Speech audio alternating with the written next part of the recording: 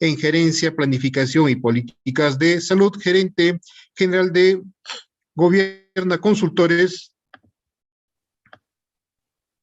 coordinador académico del Programa de Gobierno y Políticas de Salud de la Escuela de Gobierno y Políticas Públicas de la Pontificia Universidad Católica del Perú, invitado por la Red de Salud Abancay, Dirección Regional de Salud, Apurímac, del Ministerio de Salud.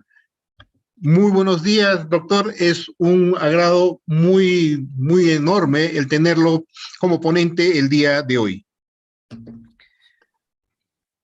Muchísimas gracias, doctor Naporí, por la introducción y más aún por el honor que me concede de tener la posibilidad de dirigirme a la red de salud de Apurímac a través de la dirección, a la red de salud de Abancay a través de la Dirección Regional de Salud de Apurímac. Voy a, no sé si tenemos que esperar o empezamos. Cuando desee, doctor, puede dar inicio a su ponencia. Bueno, entonces creo que sí, creo que podemos empezar dándoles algunas palabras iniciales en relación con el momento que nosotros vivimos el día de hoy, que inauguramos la gestión de la cuarta ministra de Salud del gobierno del presidente Castillo, ¿no? Que se suma a su vez a la cuarta presidencia ejecutiva de la Seguridad Social durante este periodo.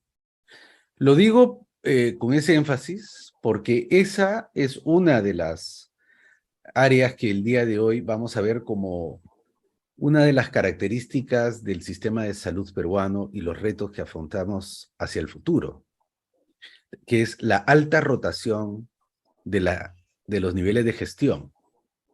Lo que ustedes también van a observar dentro de poco, cuando se instalen los nuevos gobiernos regionales y se designen a las nuevas autoridades sanitarias de esa parte del país. Entonces, la alta rotación de la gestión tiene profundos impactos en los procesos de planificación, presupuestación, gestión de la salud de nuestra patria. Entonces, ese es el momento que estamos viviendo. Pero antes de poder avanzar en los detalles de cuáles son las características de nuestro sistema de salud, es bueno, y lo voy a hacer así, darnos una pausa y tratar de reconocer cuáles son los elementos claves que todo sistema de salud tiene aquí, en Apurímac, en el Perú o en el mundo. Todo sistema de salud tiene determinadas características que lo hacen comparable con otros. Todos tienen características similares. Nos organizamos de manera distinta, nos financiamos de manera diferente, las regulaciones son particulares a cada país, cubrimos con diferentes servicios las necesidades de la población, pero al final del camino siempre son 4 los criterios que se utilizan para medir el desempeño de un sistema de salud. Entonces, sin más, bueno, eso va a ser el primer momento, ¿no? ¿Cuáles son esas características que son similares para todos los sistemas de salud? ¿Cómo nos encontramos nosotros si usamos esas características en comparación con otros países de América Latina? ¿Y cuáles son las principales fracturas del sistema de salud peruano y los principales retos que tenemos hacia adelante? Eso lo voy a cubrir en aproximadamente 40 minutos. La exposición tiene una presentación que tiene cerca de 70 láminas. No las voy a usar todas, pero se las voy a dejar a ustedes para que la puedan revisar con detalle. Voy a usar algunas con la finalidad de apoyarme en ellas y dejar más claras las ideas que trato de transmitir. Por favor, no duden en interrumpirme, pedir si quieren hacer alguna pregunta durante la exposición. Yo más que bienvenido de poder conversar con alguno de ustedes. Y finalmente, también lo pueden usar a través del chat, que creo que está habilitado para todos. Entonces, El chat de Zoom está habilitado. nuevamente, doctor Tamborí, muchísimas gracias por la invitación, y procederé a compartir mi pantalla, que algunos probablemente ya conozcan, y que esta sea una oportunidad para volver a revisar estos temas. Un segundito.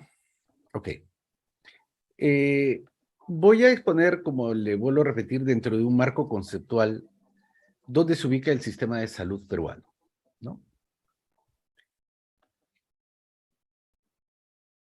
Entonces, hoy día vamos a ver 3 temas. ¿Cómo se mide el desempeño del sistema de salud peruano? ¿Cuáles son sus principales fracturas o deficiencias? ¿Y cuáles son los retos que enfrentamos hoy, que enfrenta hoy, por ejemplo, la doctora Portalatino, nueva ministra de Salud? Empezaremos por el desempeño del sistema del Perú.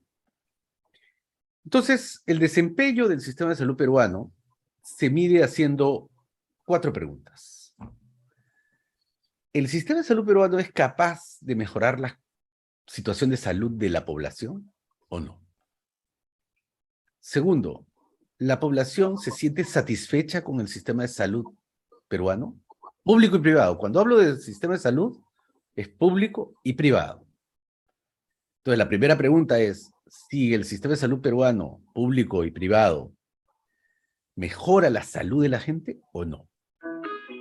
Segundo, ¿las personas que usan el sistema de salud peruano, público y privado, se sienten satisfechas con la atención que han recibido o no? Tercero, ¿las personas que se enferman en el Perú se empobrecen por el hecho de enfermar? ¿Tienen que gastar mucha plata de su bolsillo? Y finalmente, ¿los servicios se distribuyen de manera equitativa entre ricos y pobres, entre las zonas urbanas y rurales, entre el centro y la periferia, entre la capital y las provincias? Entonces, trataremos de responder estas 4 preguntas. La primera pregunta, ¿mejora las condiciones de salud? Obviamente, la primera referencia que tenemos es la del COVID, el que posiciona al Perú con certeza o sin certeza en el primer lugar de la letalidad por COVID en el mundo. Digo con certeza o sin certeza porque hoy, luego de que ya se está haciendo la revisión extensiva de las estadísticas globales, hay muchos países en el mundo que no han reportado todos los casos de COVID que efectivamente tuvieron. De hecho, el último informe publicado en la revista Lancet da cuenta de que aproximadamente los registros oficiales de muerte por COVID son solamente una cuarta parte de los registros oficiales, de los registros por COVID en el mundo.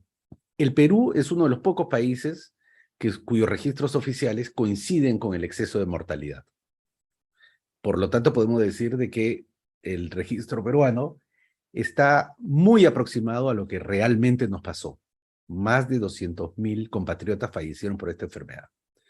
Sin embargo, por ejemplo, México solamente ha registrado una cuarta parte de los que fallecieron en realidad en México. Lo mismo pasa en Brasil y en otros países.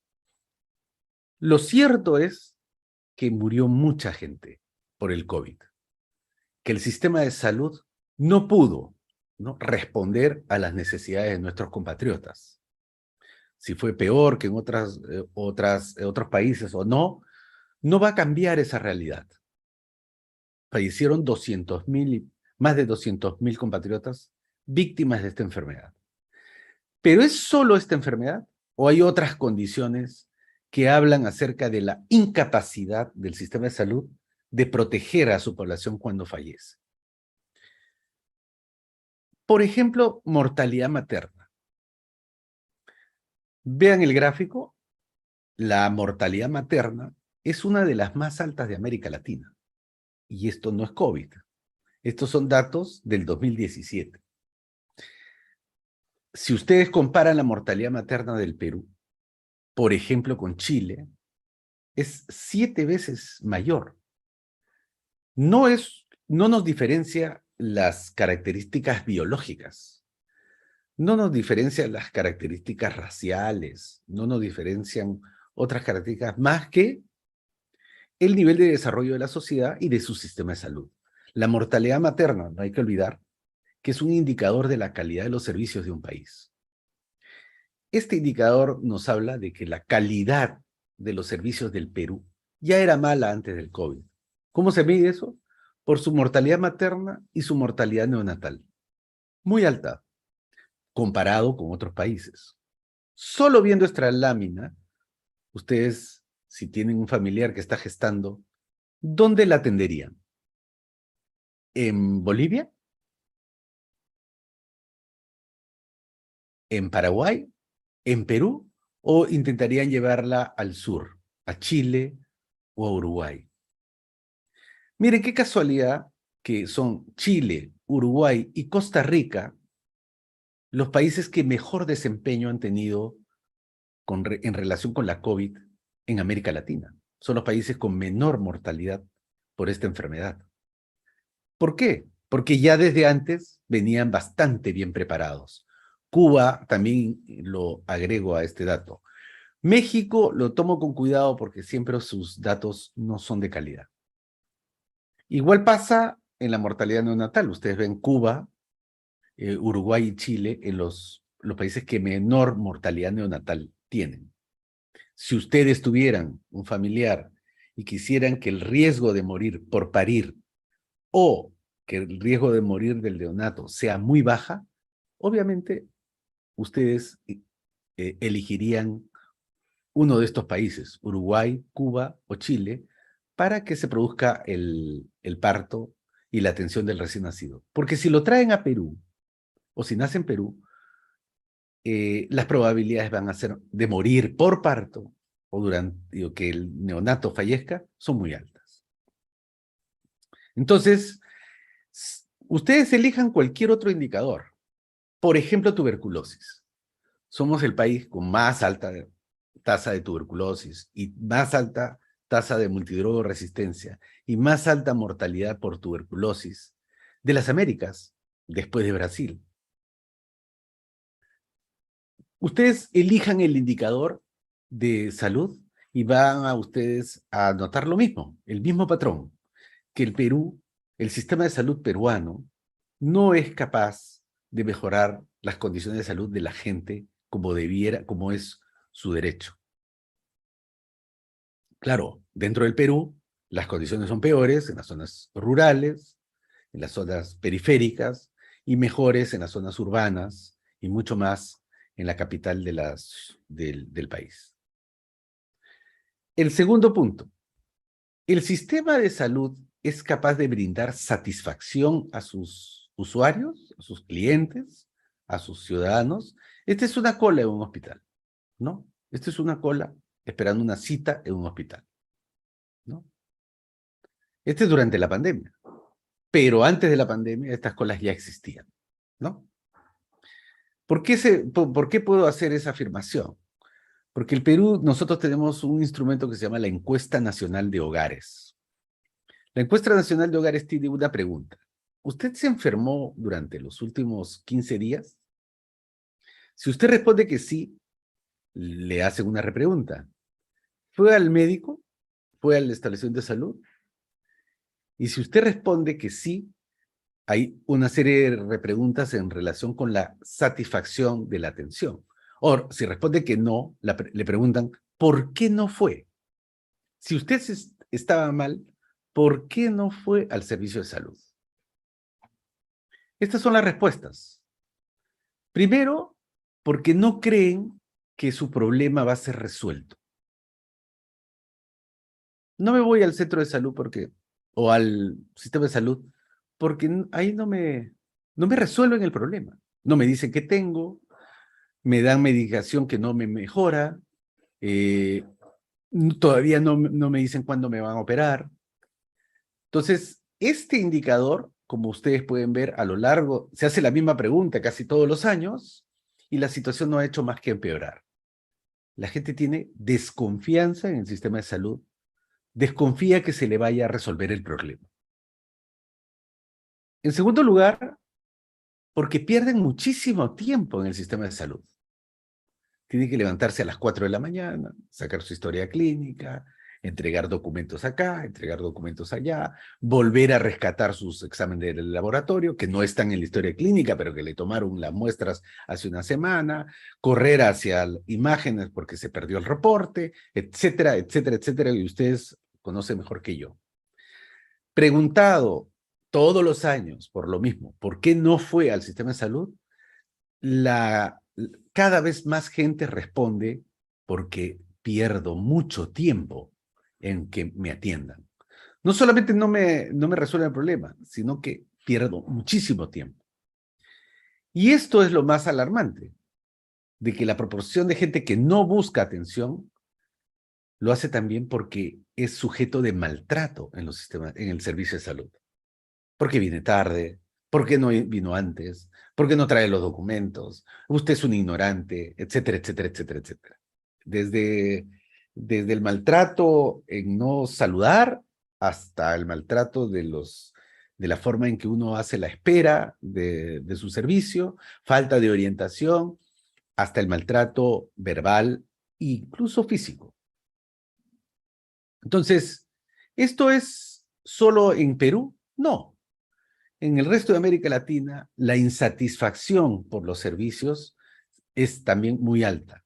No se adecúan a los horarios de la gente, no encuentran normalmente al mismo médico que lo atendió la vez pasada, tienen que repetir los exámenes, no entienden cuando le explican cuál es su patología, no reciben orientación dentro del sistema cuando lo mandan al hospital, etcétera, etcétera, etcétera, etcétera. Entonces ustedes van a poder revisar esto. Entonces, el grado de insatisfacción hoy por la calidad de los servicios de salud es la principal barrera de acceso. La gente no va a los servicios de salud, no porque sea caro, no porque sea lejos, por supuesto que lo hay, pero no es la principal. La principal razón por la cual las personas no van al sistema de salud es porque lo atienden mal. Hoy día, la percepción de la calidad de los servicios es muy pobre.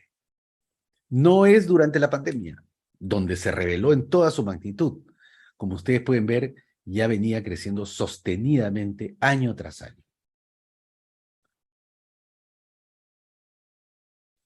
Y esto, como pueden ver aquí, miren, ¿qué es lo que hace la gente cuando percibe que no lo van a atender bien en el sistema de salud regular?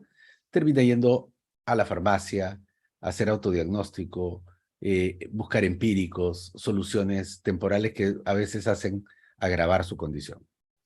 Tercera pregunta. ¿La enfermedad en el Perú empobrece?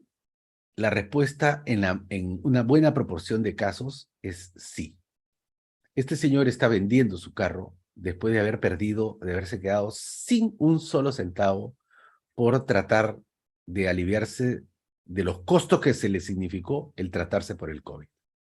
La clínica, el oxígeno, el medicamento, los equipos, etcétera, terminando arruinando a esta persona, que además el carro es su instrumento de trabajo. O sea, pierde el carro, pierde el empleo, además se ha endeudado y toda la familia queda en una crisis económica de la cual va a ser muy difícil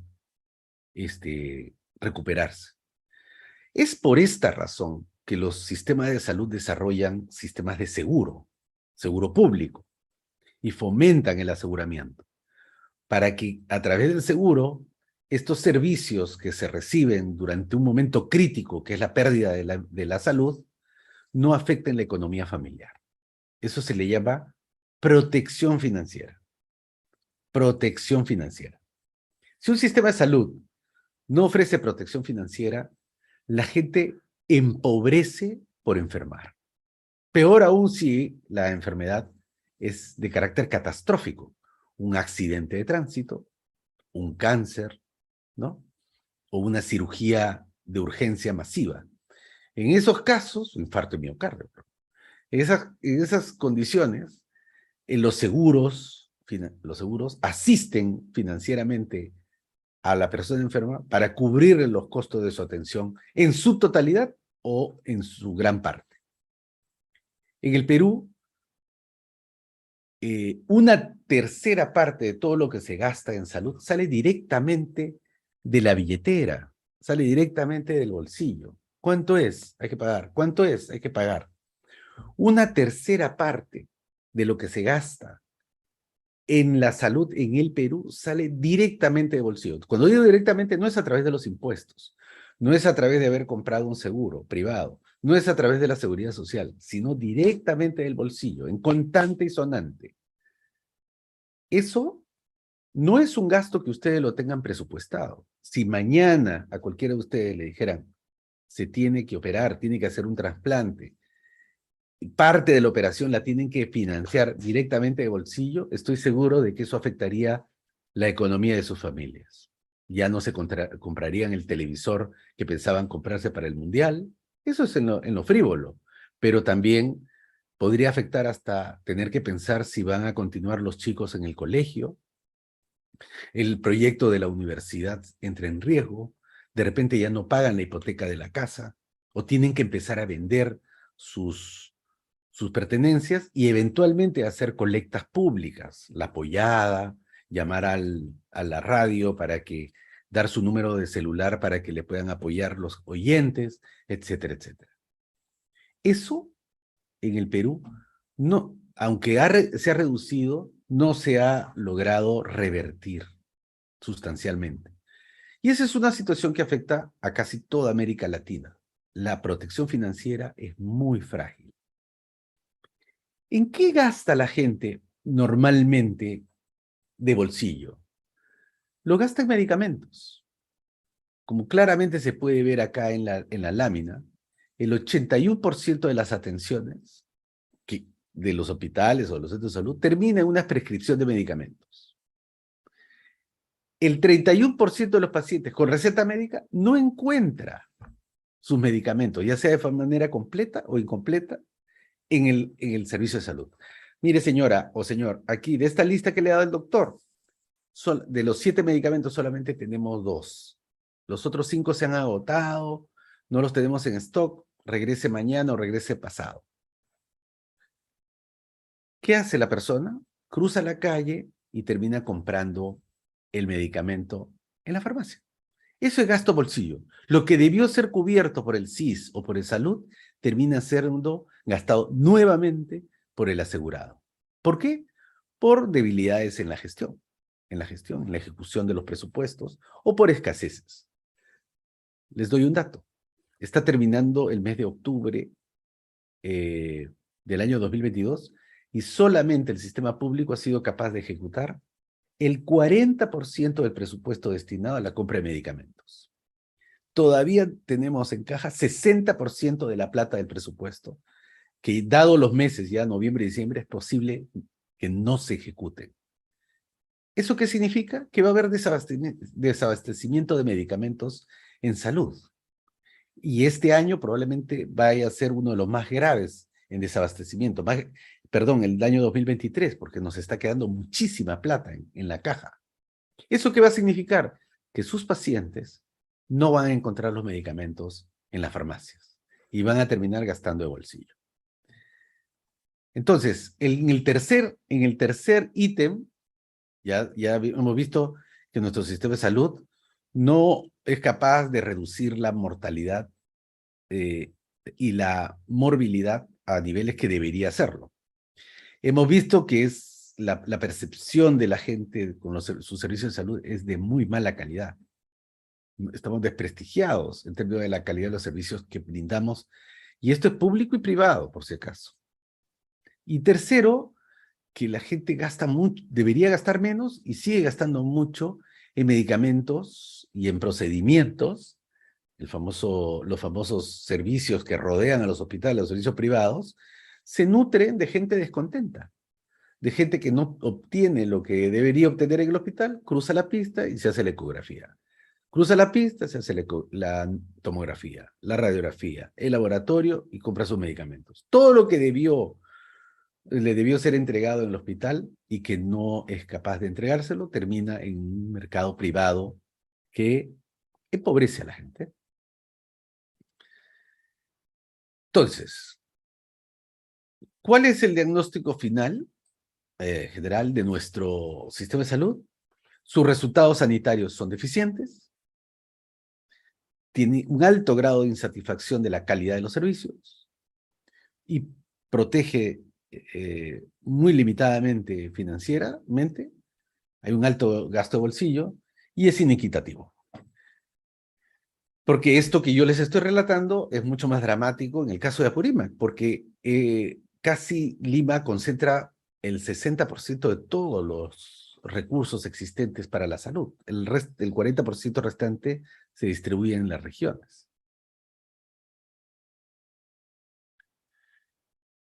Vamos a pasar a la segunda. ¿Hasta aquí alguna pregunta sobre el desempeño general del sistema de salud peruano? Doctor, tenemos preguntas Ok.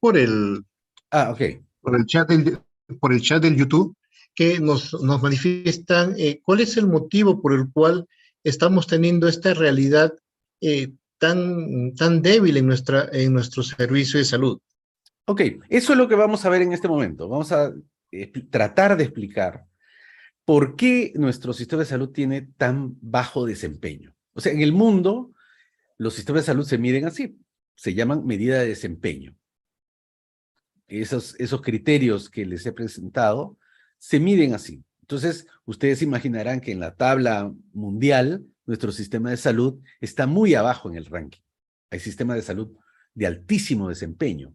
Por ejemplo, el día de hoy, uno de los sistemas de mejor desempeño en el mundo es el sistema español, ¿no? El de Finlandia, el de Noruega, están calificados como sistemas de altísimos resultados, no solamente en salud, sino en satisfacción de los pacientes y en protección financiera, ¿no? O sea, son criterios combinados. ¿Cuáles son las principales fracturas del sistema? ¿En qué nos hemos concentrado en los últimos 20, 30 años?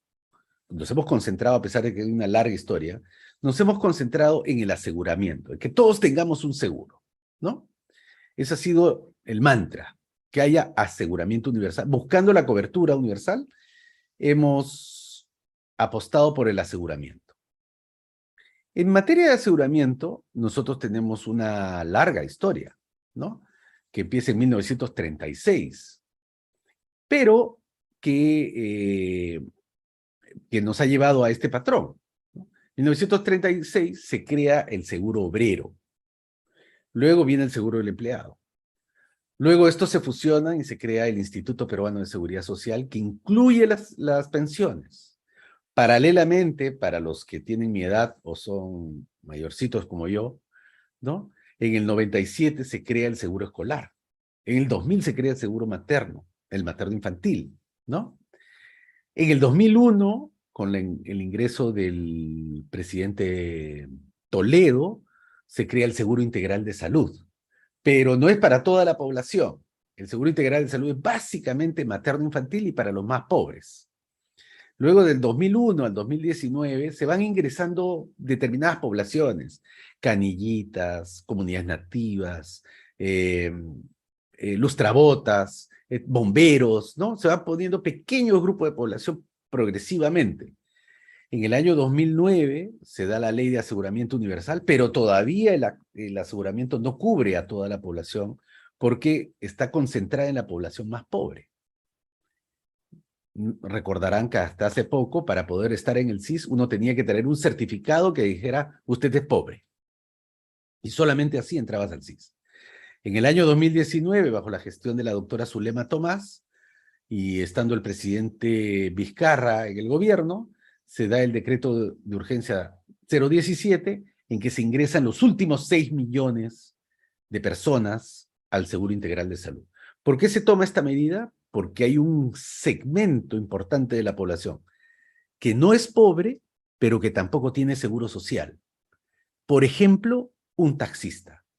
Un taxista que tiene su carro propio, ¿no? No es pobre porque tiene un carro, pero no tiene seguro social porque es autoempleado. Entonces, ese taxista doblando una esquina tiene un accidente de esos feroces, totalmente destrozado, necesita unas cirugías múltiples. Entonces, ese taxista no está cubierto ni por el SIS ni por el salud y tiene que gastar de bolsillo. Ese taxista termina perdiendo el carro no solo por el accidente, sino probablemente perdiendo sus ingresos, pierde el empleo, su familia se endeuda y todos entran en la pobreza. Por esa condición de ese taxista y miles de peruanos, millones de peruanos que están en condición ni de pobre ni de asegurado, se tomó la decisión de incluirlos en el Seguro Integral de Salud. Hoy día, 95% de la población tiene o está en el SIS o está en el salud. Y un pequeño porcentaje, o en el seguro privado. Y un pequeño porcentaje que probablemente sea, que son varias las razones, que no tienen un seguro, ¿no? Que no tienen ningún tipo de aseguramiento. Hoy por hoy se puede decir que en el Perú el 97, 98, casi 99% de la población tiene un seguro. Como ustedes pueden ver acá en esta gráfica, los seguros privados son minúsculos, son insignificantes comparados con el SIS y el salud, ¿no? En términos de política pública. Cualquier gobernante, en vez de perder, entre comillas, perder su tiempo en el aseguramiento privado, lo que debe concentrarse es cómo mejorar el aseguramiento público, tanto como el SIS como el salud. Así como ustedes pueden ver, 97% de la población tiene un seguro. Entonces la pregunta se cae de madura y se relaciona con la pregunta que han hecho en el chat. Si toda la población tenemos un seguro, ¿por qué tenemos esos indicadores tan malos de calidad, de protección financiera y tal, ¿no? ¿Por qué? ¿Por qué tenemos, si todos estamos asegurados, por qué nuestro sistema tiene resultados sanitarios deficientes? Salimos totalmente insatisfechos, tenemos que gastar de bolsillo y mucha gente no tiene servicios allí donde vive. ¿Por qué? Bueno, porque el sistema de salud peruano tiene, entre otras, 5 fracturas grandes. La primera de ellas es la débil gobernanza. Entendida por gobernanza, la capacidad del Estado para proveer servicios que prevengan la enfermedad, que nos den una mejor calidad de vida. Así, viviendo en esas condiciones, no se puede tener una mejor salud. Por ejemplo, en esta casita verde que está en la mitad de la lámina, hacia arriba, puede estar viviendo el señor Pedro, que tiene diabetes, hipertensión y tiene sobrepeso. ¿Cómo le voy a decir al señor Pedro que salga a correr todos los días? Haga ejercicios para disminuir su riesgo o mejorar la calidad de su vida con la hipertensión, la diabetes y la obesidad. Es prácticamente imposible, porque las condiciones en que esta persona vive generan enfermedad. Las condiciones de vida son patogénicas. En estas condiciones, queridos colegas, es que nos entra el COVID. El COVID circula en esas condiciones de vida. 30% viviendo en la pobreza, 70% en la informalidad, gente sin computadora, sin agua, viviendo de manera hacinada, pobremente ventilados, etcétera, etcétera. Estas condiciones de vida generan enfermedad. No generan, para no hablar, estoy solamente hablando de la salud física, pero la salud mental, ¿no? Y la salud social estas condiciones son patogénicas, ¿no? Solamente en Lima Metropolitana, donde viven 10 millones de personas, 2 millones no tienen agua potable. 2 millones no tienen agua segura. Entonces, en esas condiciones, lo que impera es la enfermedad. Entonces, la primera razón por la cual nuestro desempeño es malo, no es porque los hospitales sean malos, no es porque los centros de salud sean malos, sino porque las condiciones de vida son pésimas. Las condiciones de vida de nuestro pueblo, en su gran mayoría, son pésimas. En segundo lugar, hablando ya de la confianza social y liderazgo político en nuestro país, es un país profundamente polarizado donde permea la desconfianza. Esta foto que ustedes ven es en noviembre del 2020, ¿no? Cuando hubo la ruptura del gobierno del expresidente Vizcarra, entró un gobierno de 5 días y luego entró el gobierno de transición. Gran convulsión social, un encono y un desencuentro de las fuerzas sociales y políticas, donde hay dos ejes de desconfianza. La gente no cree en el gobierno y las gentes no creen entre sí. La desconfianza entre los ciudadanos también es altísima, ¿no? Solamente durante los últimos 3 años hemos tenido 3 congresos, 5 presidentes y ahora 13, ya no, 15, casi 16 ministros de salud. Para que vean el grado de inestabilidad para hacer las políticas. Entonces, el primer factor, respondiendo a la pregunta de YouTube que se me ha hecho, el primer factor es la capacidad de gobernar el país se ha debilitado, generando o haciendo permanente las pésimas condiciones de vida de la población, de empleo, de vivienda, de trabajo, ¿no? Etcétera, que reproduce la enfermedad. En segundo lugar, la precariedad. Esta foto es de Iquitos durante la pandemia. Pero obviamente, así está el hospital de Iquitos desde antes de la pandemia y así continúa estando, porque no se ha hecho absolutamente nada por mejorar las condiciones de este hospital y el que está adyacente al mismo todavía no concluye de ser entregado al gobierno de Iquitos, el nuevo hospital. El segundo factor que atraviesa nuestro precario sistema de salud, nuestro sistema de salud, es la precariedad. Aquí mucha gente se enferma, se contagia, pero acá mucha gente se muere, aquí, porque no encuentra en el sistema de salud la respuesta que requiere para atenderse la forma grave de la enfermedad. ¿Y por qué es eso? Porque nuestro gasto en salud es muy pobre. Si ustedes ustedes ya lo saben, lo viven cotidianamente. Si ustedes ven el Perú, así como en mortalidad materna era uno de los últimos países, como en mortalidad neonatal también, Perú es uno de los países que invierte menos en salud. Pero comparen con Uruguay, nuevamente, Chile y Uruguay, 9% del Producto Bruto Interno. Perú, 5%. ¿Me dan cuenta? Casi el doble. Chile y Uruguay invierten el doble en salud que el Perú. Por lo tanto, sus resultados van a ser mejores. Piénselo como un equipo, como una competencia. Si el equipo competidor tiene más jugadores, están mejor nutridos, tienen mejores equipos, mejores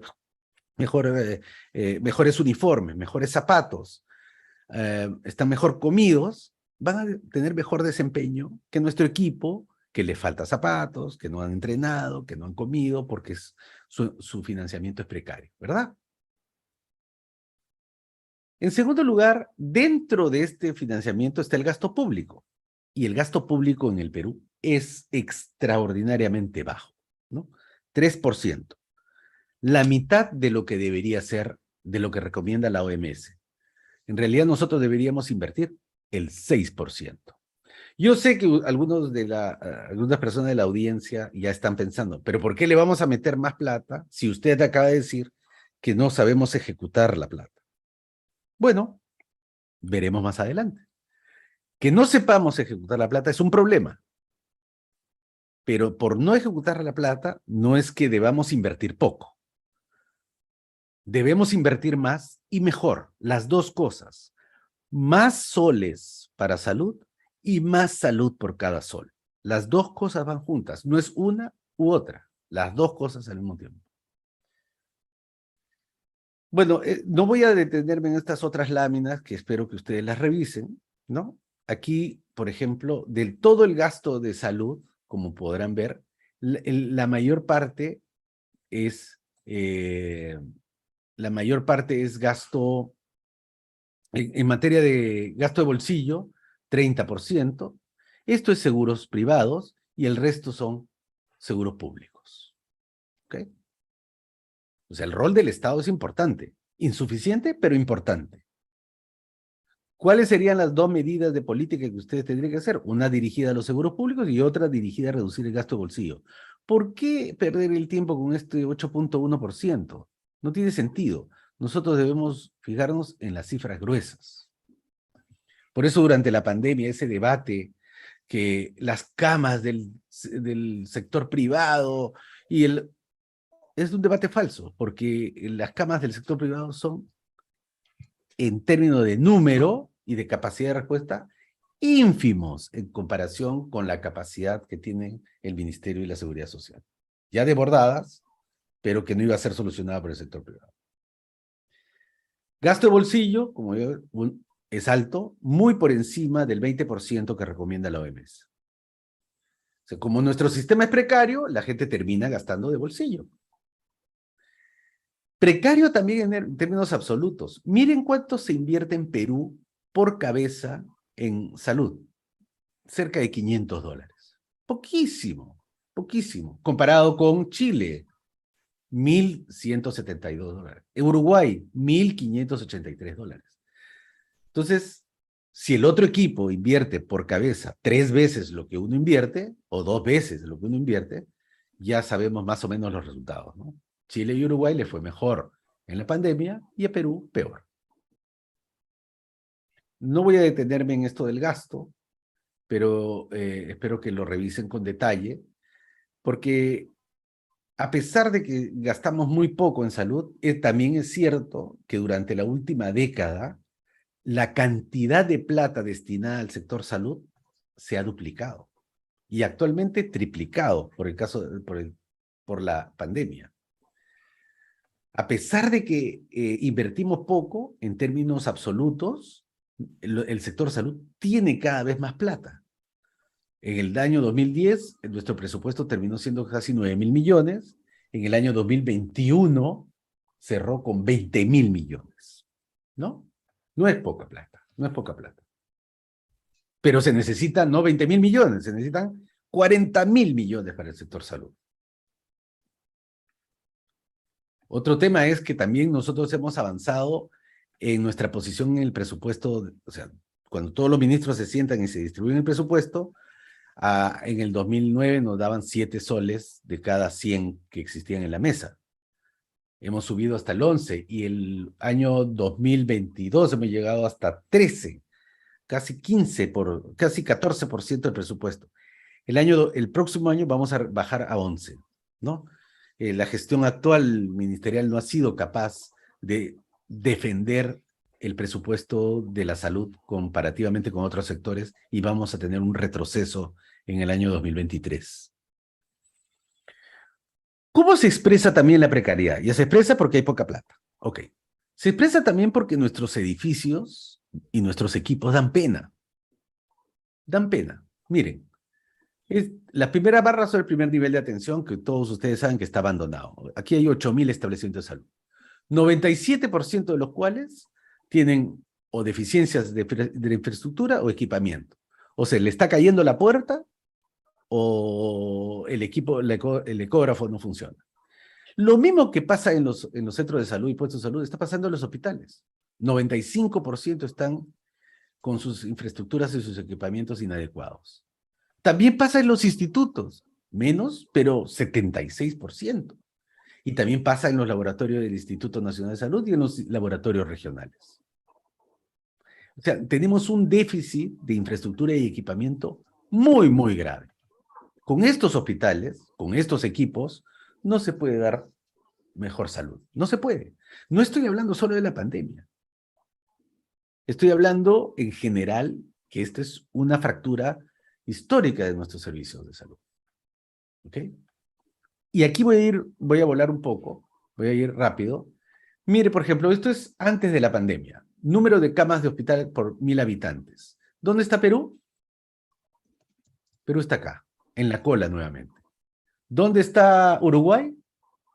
Tenía casi el número de camas que necesitaba para la pandemia. Ya las tenía, ¿no? Ya las tenía. Chile estaba muy cerca y nosotros estábamos muy lejos. Número de camas de UCI. La gráfica se explica por sí misma. Mire cómo está Uruguay.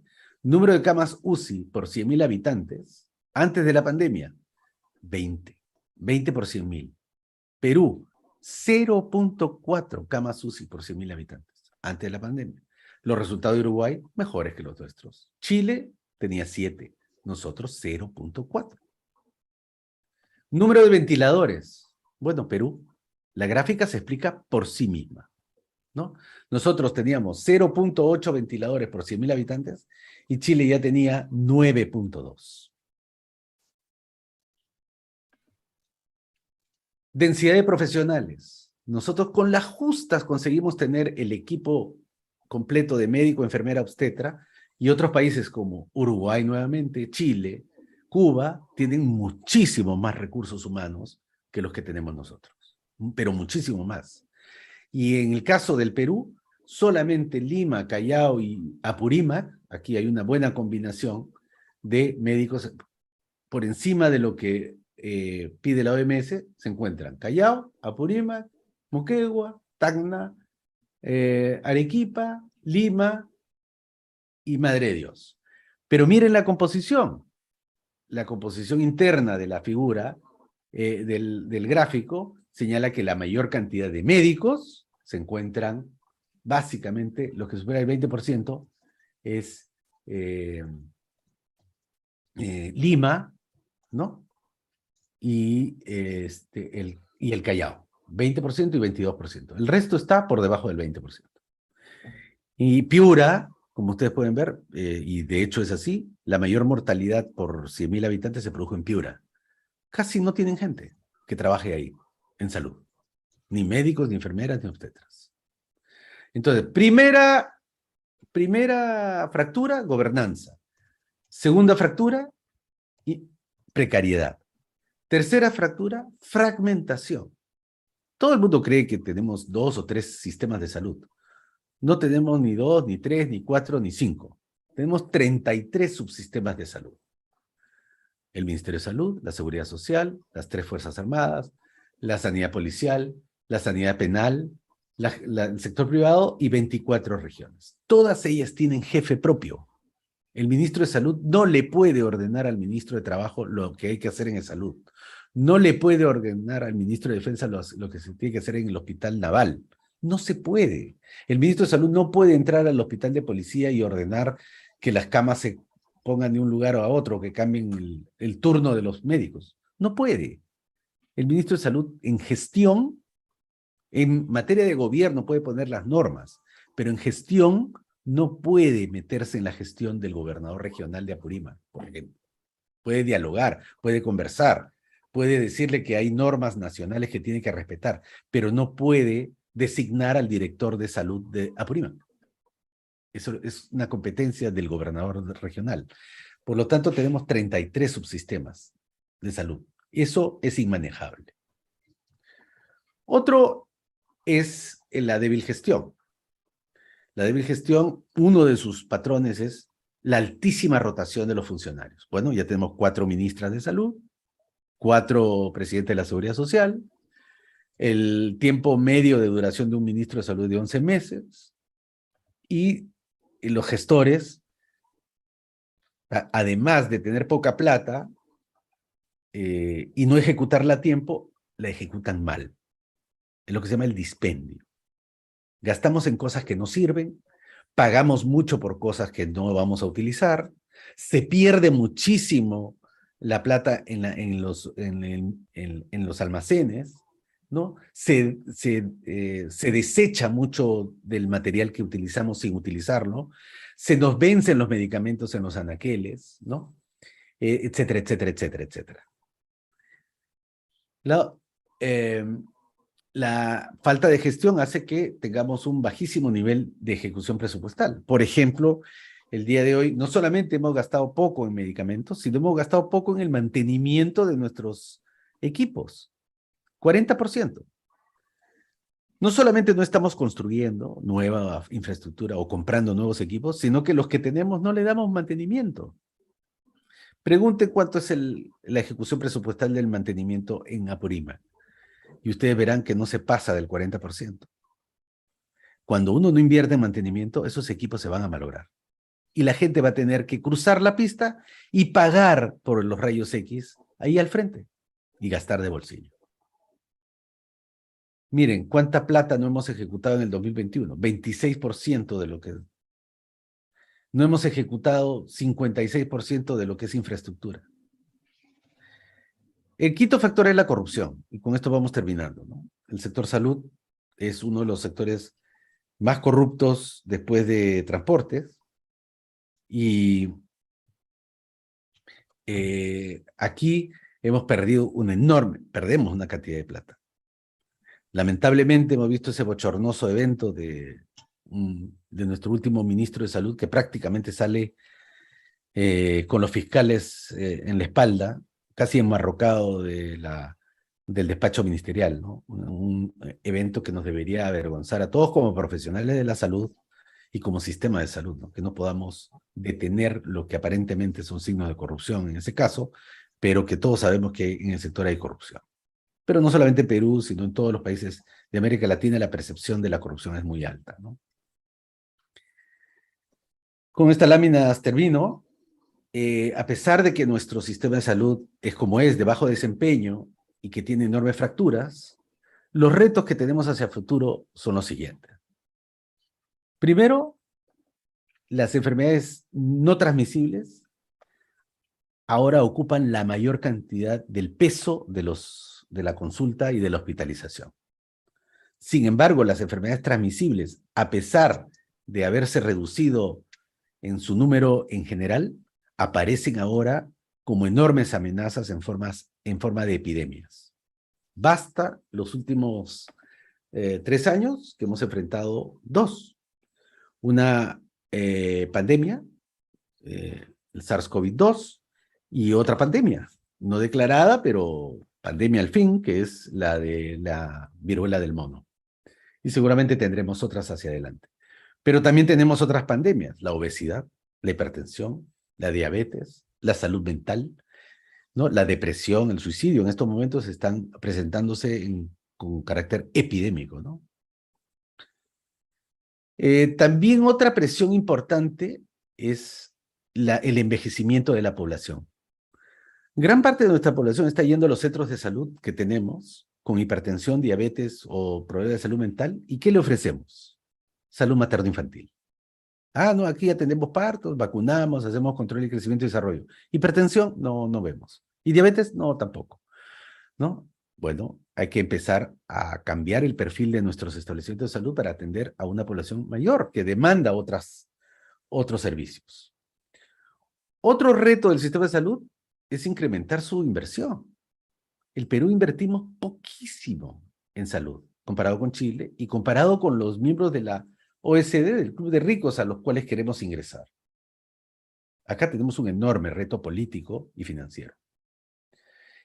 También nosotros tenemos limitaciones en cuanto a la enorme presión que significa la medicina personalizada, la medicina basada en nuevas tecnologías de altísimo costo.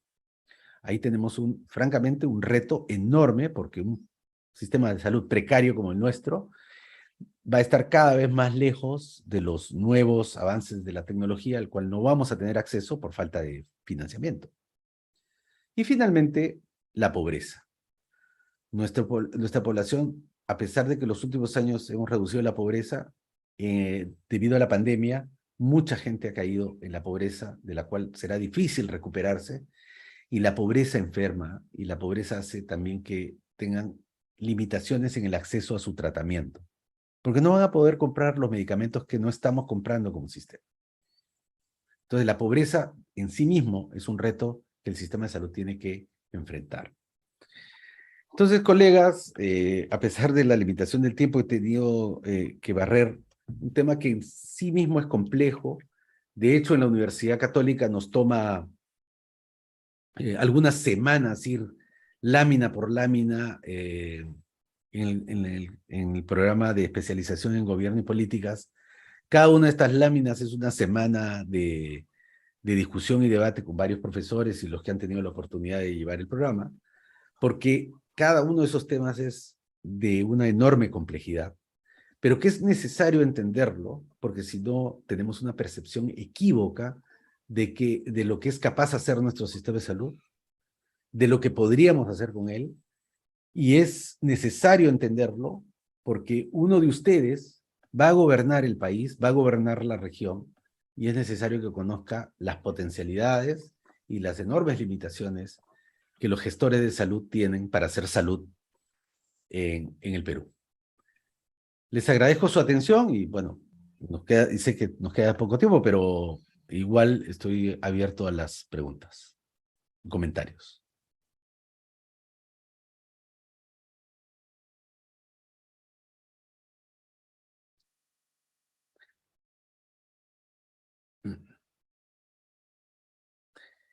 Tengo aquí por lo menos en el chat interno del Zoom, me preguntan sobre el bono demográfico. El bono demográfico, estamos en pleno bono demográfico, creo que estamos en la ola del bono demográfico saliendo. Es cuando crece la población económicamente activa, ¿no? Y tenemos todavía poca población dependiente, pensionaria. Cuando se termina el bono demográfico es que ya se tiene una gran cantidad de personas que han salido de la etapa de económicamente activa y se vuelven dependientes. Entonces, en este momento tenemos mucha gente joven, mucha gente en edad de trabajar, que debería ingresar a la economía para producir la riqueza que no solamente necesitan los que viven hoy, sino que con la cual podemos sostener los dos extremos de la vida. Nosotros estamos perdiendo el bono demográfico porque nosotros tenemos una enorme cantidad de personas jóvenes que son calificadas como la población nini. Ni estudia ni trabaja, ¿no? Que se han vuelto dependientes muy jóvenes.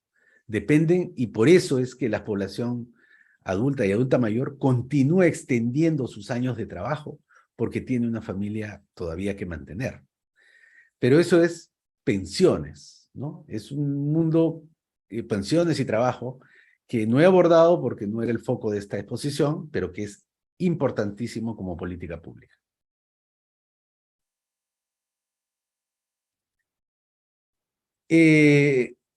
¿Cómo logramos un sistema de salud eficiente para todos? Esa es la pregunta del Santo Grial, ¿no?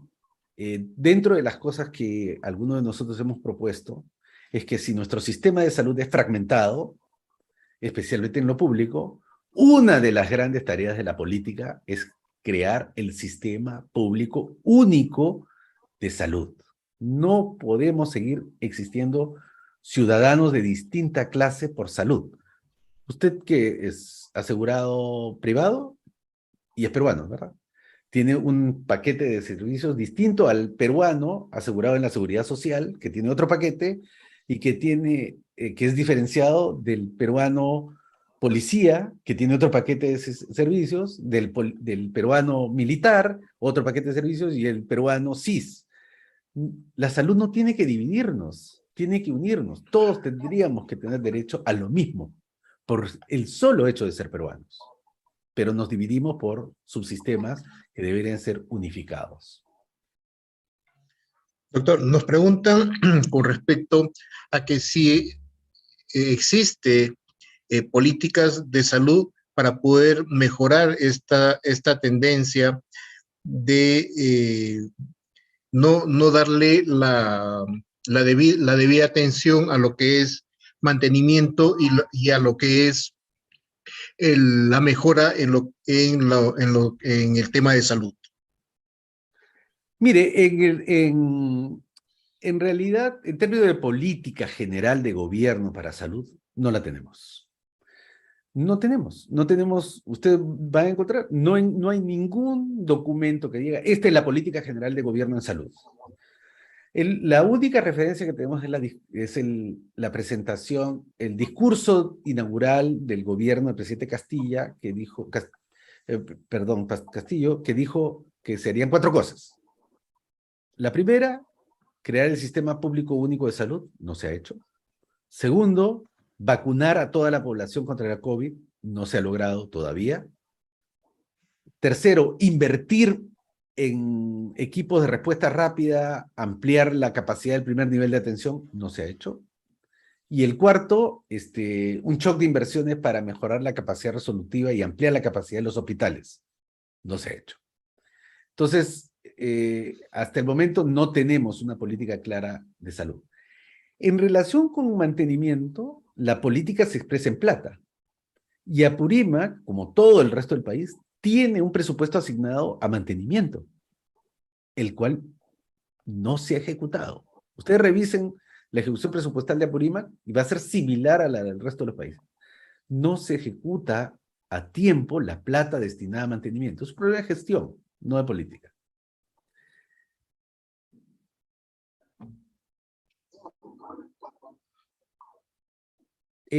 Acá hay una pregunta interesante en relación con que supuestamente tenemos un volumen gigante de profesionales de salud que no es aprovechado. En realidad ya no hay.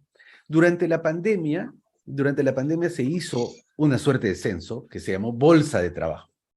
Se inscribieron 65,000 personas que no estaban en el sistema y que querían trabajar, que a los cuales se les amplió el contrato para poderlos hacer ingresar. Se creó el CAS COVID. Se ingresaron al sistema de salud público del Perú cerca de 5,000 trabajadores de la salud venezolanos para poder responder a la emergencia. Después de eso, ya no hay más gente. No hay más. Nosotros somos deficitarios en trabajadores de la salud, especialmente médicos y dentro de los médicos especialistas. Por ejemplo, imagínense que mañana, ojalá no suceda, por supuesto, regresa la polio. Como producto de una epidemia de polio, vamos a necesitar cuidados intensivos pediátricos. Eso es infraestructura. Unidad de cuidados intensivos pediátricos con ventiladores pediátricos. Pero sobre todo vamos a necesitar intensivistas pediatras. No hay en el Perú. Hay poquísimos. Y los que están en Lima. Intensivistas pediátricos, poquísimos. Entonces vamos a vivir el drama de ver morir a nuestros pacientes por falta de capacidad instalada y de profesionales. Y eso es lo que nos ha pasado en el COVID. 700 intensivistas en todo el país para una población de 30 millones de habitantes.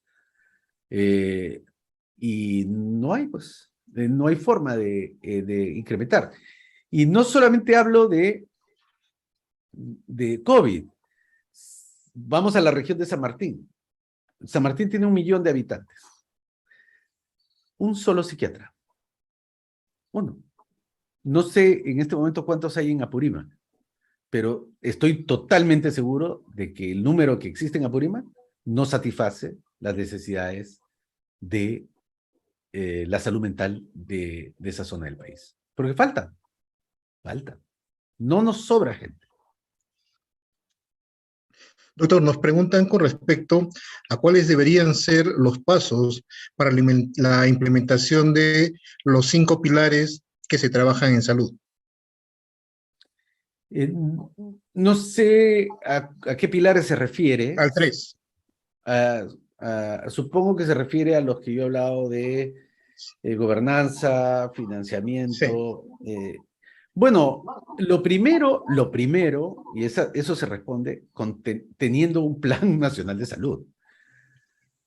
Pero ya yendo más allá, creo que lo primero que hay que resolver es el tema del financiamiento, ¿no? El financiamiento. Pero si me obligan como el financiamiento requiere pasos políticos, de gestión, etcétera, y toma un tiempo, en este momento lo súper urgente es un shock de inversiones. En este momento tenemos 8,134 establecimientos del primer nivel que necesitan una inyección de dinero para mejorar la infraestructura, el equipamiento y atraer personal. Lo mismo pasa en los hospitales generales. Un shock de inversiones. Renovar totalmente su equipamiento y inyectarle recursos para mejorar la infraestructura que tenga. No estoy hablando de nueva infraestructura. De la existente, un shock de inversiones que para recuperar parte de la capacidad de respuesta de nuestros establecimientos de salud, ¿no? Otro tema muy urgente es resolver la deuda histórica que tenemos con recursos humanos, tanto en el tipo de contrato que tienen las personas como el financiamiento. El Perú fue el único país durante la pandemia que desarrolló un contrato que trataba de defender los derechos laborales, que es el CAS-COVID. En el resto de países usaron terciarización. Doctor, nos preguntan con respecto a por qué si se tenía avances en lo que ha sido el cierre de la brecha de recursos humanos, en la actualidad se ha dejado ese tema de lado porque se acabó lo que ha sido la epidemia. Bueno, porque justamente ahí se reclamó mucho cuál es la fase de post-COVID. El plan post-COVID, en términos de recursos humanos, es que esos 65,000 que ingresaron, no los perdamos, que no vuelvan a salir. Entonces, era ofrecerles la extensión de los contratos, pasarlos a CAS regular, ¿no? Luego, bueno, lo ideal sería nombramiento, pero no estamos en esa fase. Pasarlo de CAS COVID a CAS regular, movilizarlo de los hospitales que ya no estaban bajo superpresión de la COVID y desplazarlos hacia los establecimientos donde hay ausencia de estos recursos. Por ejemplo, antes de la pandemia, en estos 8,000 establecimientos de salud del primer nivel, 4,000 no tienen médico. 4,000 no tienen médico. Bueno, era la oportunidad de desplazar a los médicos que se contrataron para COVID y que ya no estaban en las áreas temporales de COVID porque se estaban cerrando y plazarlos al primer nivel de atención con un CAS regular. Pero eso significa un plan.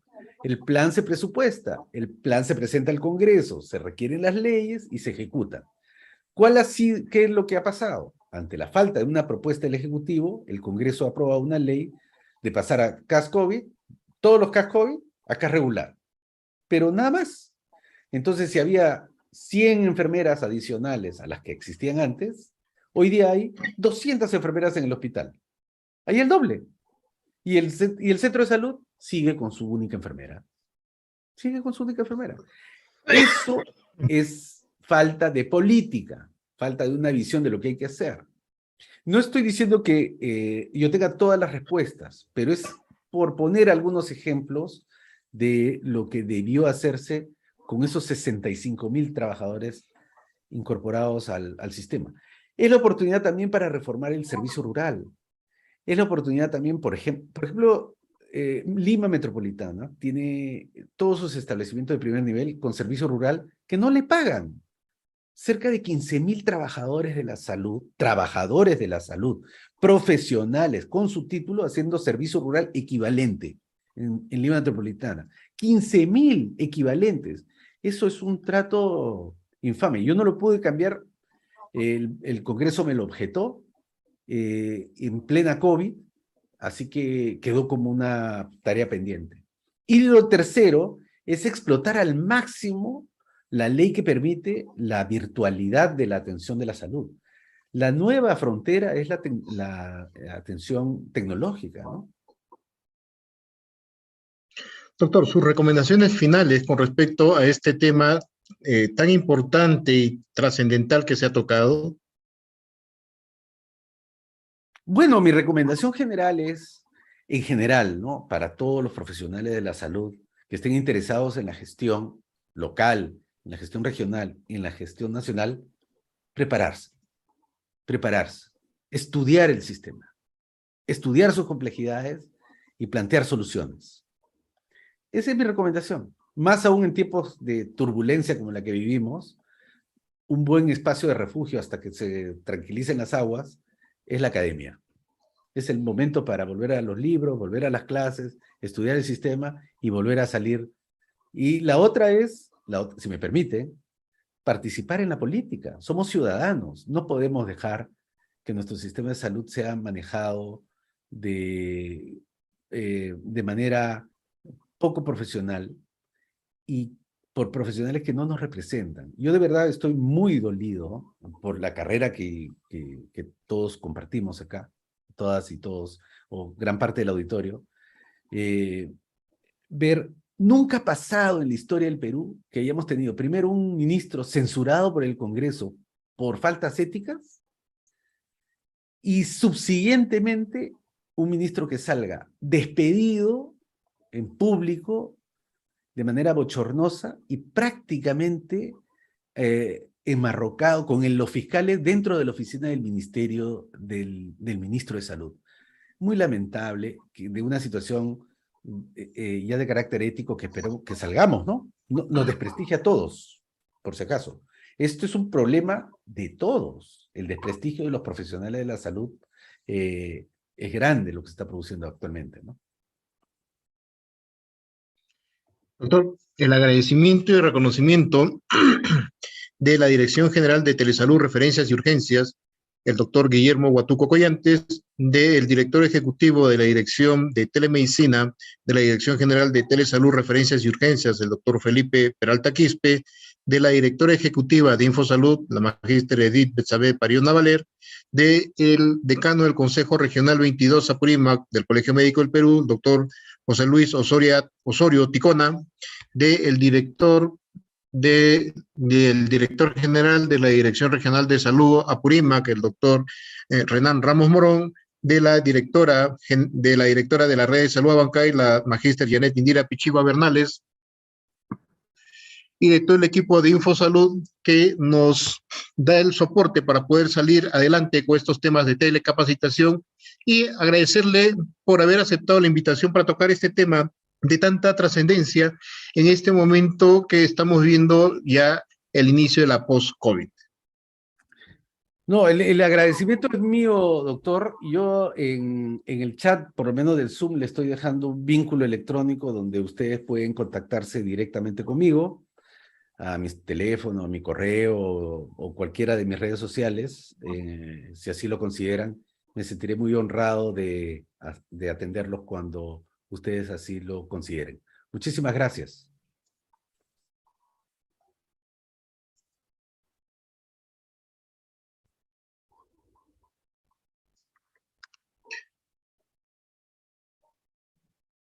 Entonces quedo atento hasta otra oportunidad, doctor Napoli. Muchísimas gracias. Sí, doctor, nos solicitan si podría dejarnos el PPT de la presentación del día de hoy. Claro que sí, se lo envío por interno para que usted lo pueda hacer llegar a toda la audiencia. Muchísimas gracias, doctor, por haber aceptado esta invitación, y estaremos coordinando por interno, doctor, para las próximas presentaciones en los meses venideros o para el año 2023. Muy agradecido, doctor. Muchísimas gracias. Muy agradecido con todos los participantes, y los invitamos a completar el link de asistencia, el mismo que se encuentra en el chat del Zoom, para de esa manera poder hacerles llegar el PT de la presentación del día de hoy. Agradecerles de la misma manera su participación y el seguimiento que nos tienen a cada una de las presentaciones en el devenir de este año. Les hacemos el conocimiento que el día de hoy, en horas de la noche, estaremos con el tema de dermatitis de contacto por uso prolongado de las mascarillas KN95, con la doctora Ángela Matilde Rivera Zulca, dermatóloga, a horas 7 de la noche. Muy agradecido con todos ustedes. Por favor, realizar el llenado del link de asistencia, en el cual se encuentran los detalles de los correos y demás información necesaria para poder hacerles llegar el PPT del día de hoy.